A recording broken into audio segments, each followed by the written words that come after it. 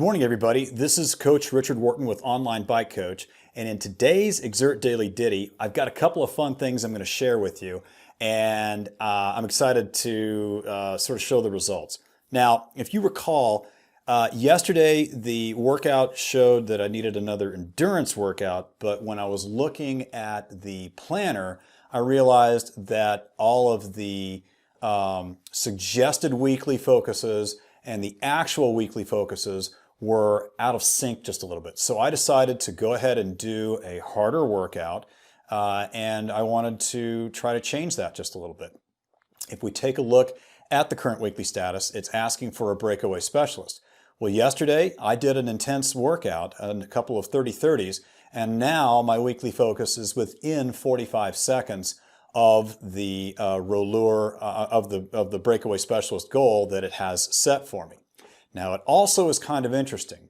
If we take a look at the progression line, I'm hopping around a little bit before we go to the Adaptive Training Advisor, what we see is that I had a very, very steady decaying threshold power, and I also had a very, very steady growing training load.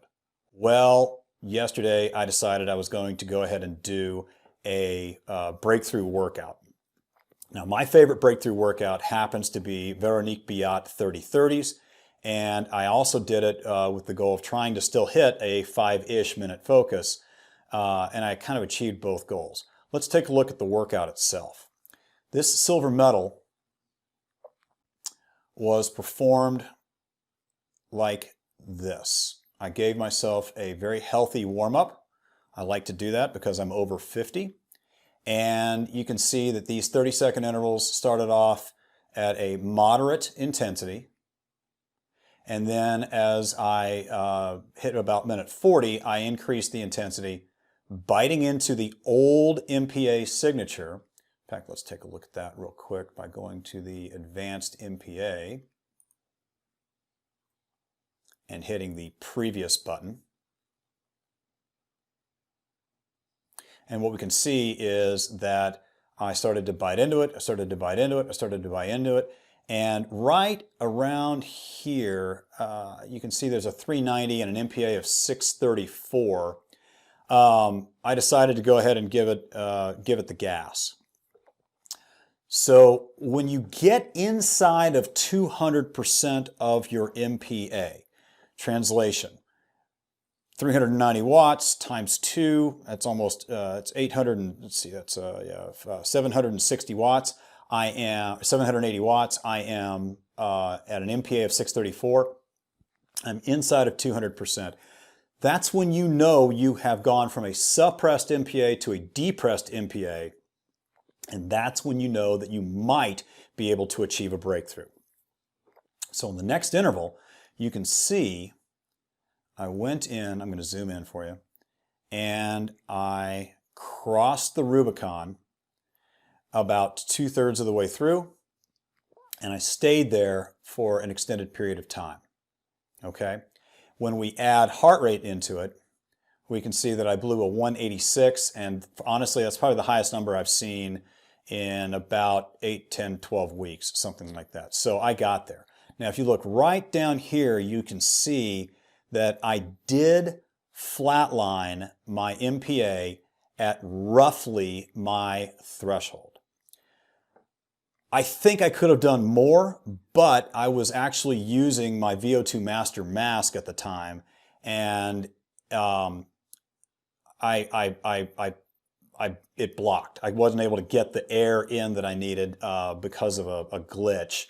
And as you can see, I actually backed out of the workout from that point forward. I think I had at least one more in me where I could have literally just flatlined that MPA, flatlined that MPA, flatlined that MPA, and then turned around and brought it back up again. But as it was, let's take a look at what this did for my fitness. Okay, we go back here. It boosted me from a 261 on the threshold to a 265. Bingo. I know I've got more, but I'm glad I got this. It was psychologically good for me. But furthermore, if we look before this, I was rolling along in the, zoom in just a little bit here. I was at 22.5 kilojoules on Monday, and at the end of it, I was at 24.5 kilojoules, and now I'm sitting at 24.9 kilojoules because of the after effects, okay? The threshold's gone up to 265. Peak power has gone back up to where I think it's more accurate. Sadly, the lower threshold power has gone down. I'm not worried about that right now. It's January. I've got plenty of time to go outdoors and do long base rides, which is where that LTP value rises, okay? But this gets even better. If we go to the training advisor, the first thing I noticed when I woke up this morning was, oh my gosh, it's got me doing another breakaway specialist workout. Well, I just did that yesterday. Well, that's kind of my fault. If we go to the goals, what we see is I did not change my freshness feedback. All right, so I'm still at plus 20. Watch what happens when I slide it back down to 0, click update, and wait. Back to endurance, back to 69 optional points, back to surplus, and I'm right again on the edge between training and training optional. Now, interestingly enough, I'm going to go and do another intense workout. Why? I'll explain as soon as it refreshes. Take a look. It says I need 69 points, just the same as always. Still says I have a surplus, but it's giving me a breakaway specialist, and it wants interval sets at 344 watts. Why? If we go back into the planner, let's let that populate. We go back into the weekly stats. Look again, my weekly focus is out from the breakaway specialist. And I want to get that power back up and in. That's just me. So I'm not going to do a breakthrough workout, but I will do a smart workout. And what I'll do is I'll do a smart workout that's based on a breakaway specialist. Anyway, I thought that was kind of interesting. I thought I'd share that with you. If you have any questions, don't hesitate to send us a text or find a comment and leave it up here.